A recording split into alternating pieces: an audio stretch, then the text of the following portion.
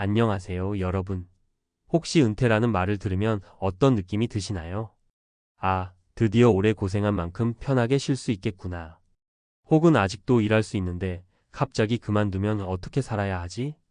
사실 둘 다 현실적인 생각이죠.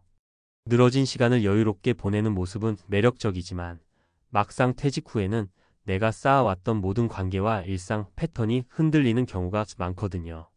오늘은 59세까지 공기업 팀장으로 근무하시다 퇴직하신 씨의 이야기를 해보려 해요.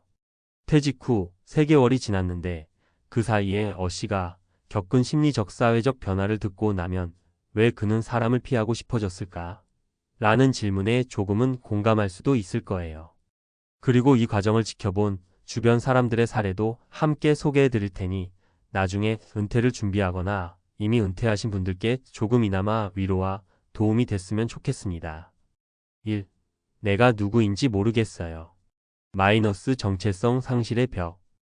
씨는 퇴직 직전까지도 팀장으로서 하루하루 정신없이 보내셨어요. 목표가 정해져 있고 그 목표를 이루기 위해 팀원들을 이끌고 성과를 만들어내고 또 인정받는 삶이었습니다. 그런데 어느 날 아침 더 이상 출근할 곳이 없다는 사실을 실감하게 된 거예요. 퇴직 전에는 이제 좀 편해지겠지, 느긋하게 여행이나 다녀야지 하는 낭만도 있었대요. 그런데 막상 퇴직하고 첫 달이 지나자 늘어지기만 한 시간이 그저 텅 빈 공백으로 다가왔답니다. 계획 없이 맞이한 휴식은 시간이 갈수록 무기력함으로 이어지더라는 거죠. 3개월이 지난 지금도 머릿속은 온통 나는 대체 뭐지? 무엇을 해야 하지? 하는 고민으로 가득하고요. 사례 1 퇴직 후 1년 내가 사라졌어요. B씨 62세 전 금융권 직원. B씨는 금융권에서 30년 넘게 근무했어요. 워낙 바쁘게 살았기 때문에 회사가 곧 내 인생 그 자체였죠. 퇴직 후 첫 몇 달은 해방감에 좋아했지만 시간이 갈수록 사람들을 만나는 게 불편해졌다고 해요. 회사 다닐 땐 늘 과장님 불리면서 내 역할이 분명했는데 지금은 그냥 B씨잖아요. 명함도 없고 직함도 없으니 이상하게 작아지는 느낌이 들더라고요. 어디 가서도 전에 뭐 하셨나요? 라는 질문에 답하면 예전 경력도 대단하지 않아 보이고요. 한마디로 내가 없어졌다고 느꼈어요. 이렇게 은퇴 후에는 직장에서의 정체성이 꽤 컸던 사람일수록 자신이 누구인지 증명할 타이틀이 사라지면서 심리적으로 위축감을 느낄 수 있습니다. 나는 어떤 사람이지? 라는 물음이 생기는 건 어찌 보면 당연한 일이죠. 2. 사람들 만나는 게 부담스러워요. 마이너스 인간관계의 변화. 씨가 사람을 피하는 가장 큰 이유는 바로 이 관계의 변화랍니다. 현직일 때는 어떤 부서를 맡고 어떤 위치에 있는지가 관계 형성에 큰 영향을 주곤 하죠. 그런데 퇴직 후에는 예전 직장 동료나 지인들을 만나도 자꾸 나 혼자만 동떨어져 있다는 기분이 들어요.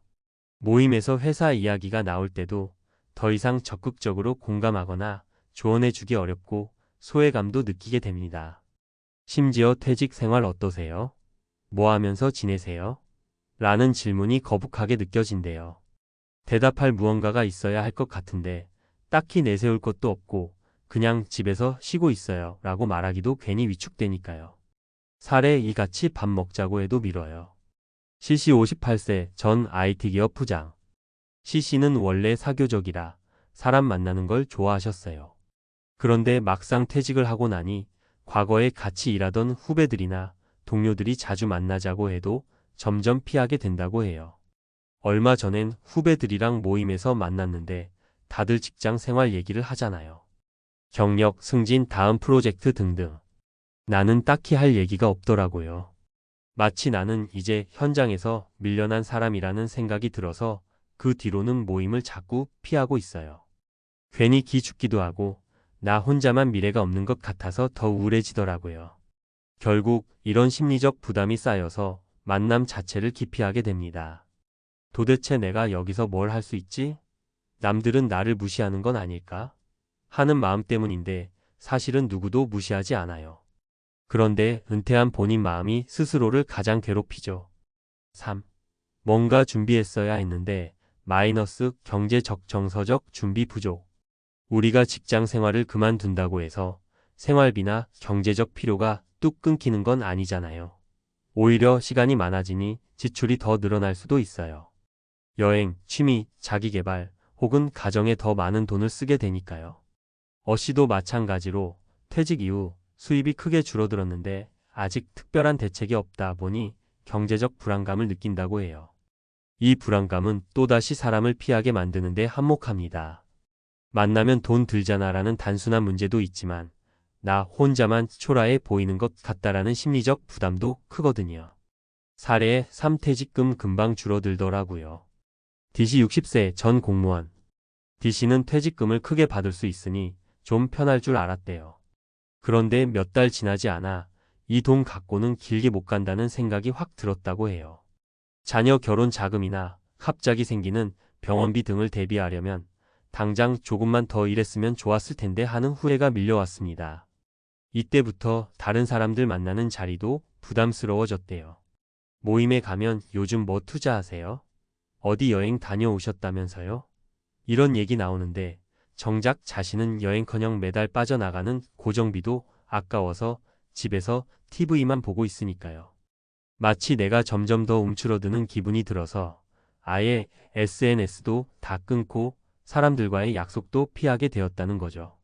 생각해보면 우리의 인생에서 경제적 준비는 단순한 돈 문제가 아니라 은퇴 후 삶의 태도와 직접 연결되거든요.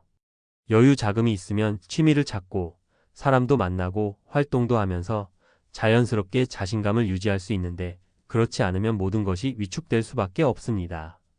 그럼 어떻게 해야 할까? 우리 어씨의 이야기 그리고 함께 소개해드린 BC, CC, DC의 사례를 보면 결국 은퇴 후 삶을 준비하는 건 생각보다 훨씬 복합적이라는 걸 느끼실 거예요. 단순히 돈의 문제가 아니고 심리적, 정서적, 그리고 관계적인 측면까지 종합적으로 고민해야 하죠. 첫째, 새로운 정체성을 찾기 위한 노력. 퇴직 후에도 계속해서 무언가에 몰두하고 성장하고 있음을 느낄 수 있어야 해요. 새로운 취미나 목표를 찾을 수도 있고 그동안 배우지 못했던 분야를 공부해 볼 수도 있죠. 맨 땅에 헤딩하지 말고 미리 관심 있었던 분야를 조금씩 조사해 보는 것도 좋아요. 둘째, 인간관계 재정비. 직장이란 울타리 밖에도 의외로 많은 사람을 만날 기회가 있습니다. 지역 커뮤니티, 봉사단체, 취미 모임 등은 소위 직급과 명함이 중요하지 않아요. 오히려 나 그 자체를 드러내고 비슷한 취향이나 가치관을 가진 사람들과 교류하게 되죠. 셋째, 경제적 전략 마련. 은퇴 전에 가계부를 꼼꼼히 점검해보고 퇴직 후 들어올 수 있는 수입연금, 투자 수익, 파트타임 일자리 등을 미리 고려해야 합니다. 막상 퇴직하고 나서 허겁지겁 구직 사이트를 들락날락하면 더 스트레스 받으니까요. 요즘에는 엔잡러 형태로 일하는 은퇴자도 많잖아요. 무리하지 않는 선에서 그리고 내가 잘할 수 있는 방식으로 소일거리를 찾는 방법도 있습니다. 이 모든 게 말처럼 쉬운 건 아니지만 중요한 건 준비입니다. 은퇴는 마치 대학 입시처럼 미리 대비하고 계획해야 한다는 거예요. 갑작스러운 퇴직을 맞이했어도 지금이라도 늦지 않았다고 생각해요. 바로 이 순간부터 내가 무엇을 하고 싶은가, 무엇을 할 수 있는가를 고민하는 게 시작입니다. 맺은 말. 59세 공기업 팀장, 퇴직 후 3개월 그가 사람을 피하는 이유는 비단 어씨의 이야기만이 아닙니다. 지금 이 글을 읽고 계신 여러분 중에도 비슷한 상황을 겪고 계시거나 혹은 곧 겪게 될 분들이 계실 거예요. 어쩌면 우리는 회사라는 조직 안에서 너무 오랫동안 익숙한 역할을 해왔기 때문에 정작 개인으로서의 삶을 준비할 기회를 놓친 게 아닐까 싶습니다. 퇴직 후 찾아오는 여러 가지 고민과 불안은 이 과정을 겪는 누구에게나 당연한 감정일지도 몰라요. 그러니 왜 내가 이렇게 됐지?